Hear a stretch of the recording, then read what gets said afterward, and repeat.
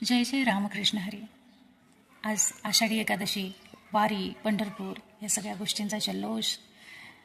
तर 1-2 दिवस आधी मी ज्यांच्याशी बोलली ना, त्यांच्याबद्दल आज तुमच्याशी बोलावं असं वाटतंय. त्यांनी कुठल्या शब्दात त्यांची मतं मांडलीत, ते थोडीशी मी माझ्या शब्दात तुम्हाला सांगण्याचा प्रयत्न करते की त्या कोरोनापासून फारच थकल्यात आणि आता त्या वारीला जाऊ शकत नाहीत.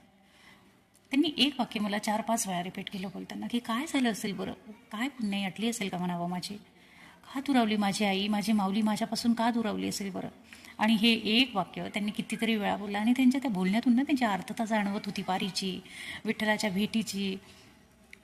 त्या बोलल्या खूप इच्छा आहे वारीला जाण्याची आणि ती इच्छा आता मनातली मनातच राहिली. याही वर्षी देवापेक्षा प्रपंचानेच बाजी मारली. ते सांगत असताना अगदी रममाण झाल्या. त्या म्हणाल्या वारीला असताना टाळ गरजतात कानात आणि मन विठ्ठल नामात. भास होतो विठ्ठलाचा, वाटते जणू उभा आहे पुऱ्यात. पण परमेश्वराला कदाचित मान्य नसेल हे आणि म्हणूनच माझ्या परमार्थाला आड आले माझ्या कर्माचे दोष.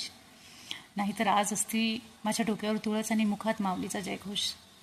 त्याने ठरवलं ना भेटीचं की कामं कशी आजच्या हाती सुटतात बघ, पण आपल्या गव्हाळ्याचे कुठे एवढे नशीब उदयाला आले.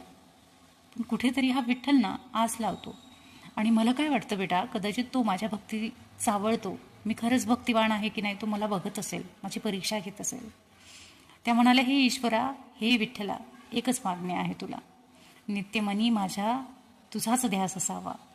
विठू तुझ्याच कारणे माझा प्रत्येक श्वास असावा.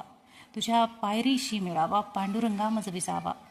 मस्तकी माझ्या सतत हात तुझा असावा. आणि जेव्हा त्या वारीबद्दल सांगत होत्या, वारीबद्दल त्यांचे एक्सपिरियन्सेस शेअर करत होत्या ना माझ्याबद्दल, अक्षरशः डोळ्यात पाणी येत होतं माझ्या माहिती. आणि मी रडली पण शेवटी त्यांचं सगळं ऐकल्यानंतर. मला खरंच रडायला आलं.